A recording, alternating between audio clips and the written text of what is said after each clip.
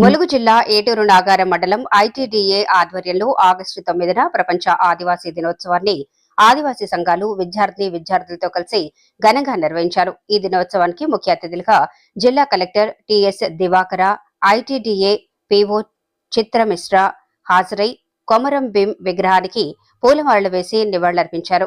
ఈ మేరకు గిరిజన సంఘాలు ఈ దినోత్సవాన్ని పురస్కరించుకుని వారి హక్కుల కొరకు పోరాటాలు చేసి అమరులైన నాయకులను స్మరించుకున్నారు.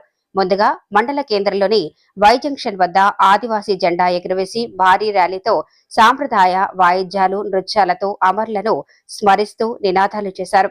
ఈ దినోత్సవానికి యావత్ వెంకటాపురం, వాజేడు మండలాల ఆదివాసీలు భారీగా తరలివచ్చి దినోత్సవాన్ని విజయవంతం చేశారు. అనంతరం విద్యార్థులు సాంస్కృతిక కార్యక్రమాలతో అమరులకు ఘనంగా నివాళులర్పించారు.